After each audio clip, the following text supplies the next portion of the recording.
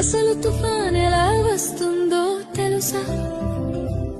సముద్రం మొదట ప్రశాంతంగా ఉంటుంది, అలలు మెల్లగా తాకుతూ ఉంటాయి.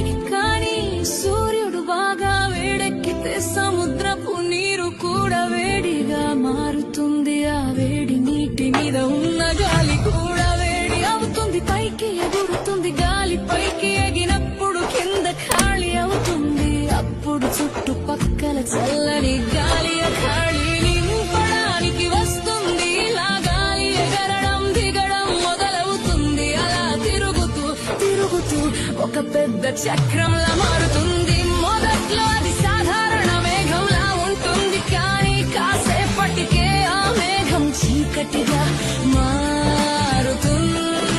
మేఘాల మధ్య మెరుపులు మెరుస్తాయి, గాలి గర్జిస్తుంది.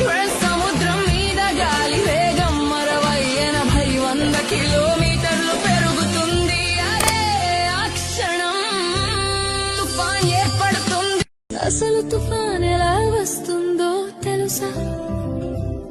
సముద్రం మొదట ప్రశాంతంగా ఉంటుంది, అలలు మెల్లగా తాకుతూ ఉంటాయి. కానీ సూర్యుడు బాగా వేడెక్కితే సముద్రపు నీరు కూడా వేడిగా మారుతుంది. ఆ వేడి నీటి మీద ఉన్న గాలి కూడా వేడి అవుతుంది, పైకి ఎగురుతుంది. గాలి పైకి ఎగినప్పుడు కింద ఖాళీ అవుతుంది. అప్పుడు చుట్టుపక్కల చల్లని గాలి ఖాళీ నింపడానికి వస్తుంది. ఇలా గాలి ఎగరడం దిగడం మొదలవుతుంది. అలా తిరుగుతూ తిరుగుతూ ఒక పెద్ద చక్రంలా మారుతుంది. మొదట్లో అది సాధారణ మేఘంలా ఉంటుంది, కానీ కాసేపటికే ఆ మేఘం చీకటిగా